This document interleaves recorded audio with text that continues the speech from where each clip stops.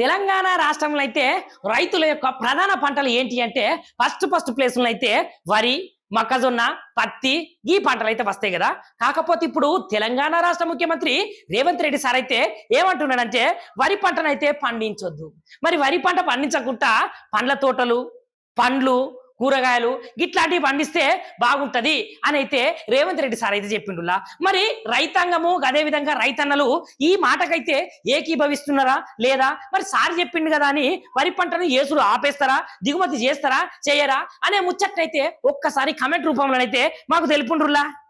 మా ఇద్దరు మంత్రులకు నేను సూచన చేస్తున్నా, ఈ సమావేశాలలోనే మీరు పంట మార్పిడి విధానం మీద ఏ విధంగా రైతులను ప్రోత్సహించాలనుకుంటున్నామో, వరి ఒక్కటే పరిష్కారం కాదు. వరి పండించడంతో రైతులకు లాభమే కానీ అత్యధిక లాభం లేదు. కాబట్టే వరి నుంచి పంట దృష్టి మరల్చి కమర్షియల్ క్రాప్స్, పండ్ల తోటలు, కూరగాయల పంటలు అన్ని పండించడం ద్వారా ప్రపంచానికి ఎగుమతి చేసే విధంగా తెలంగాణ ప్రాంతాన్ని ఒక వ్యవసాయ అద్భుతమైన కేంద్రంగా తీర్చిదిద్దడానికి మా ఇద్దరు మంత్రులకు సూచన చేస్తున్నా.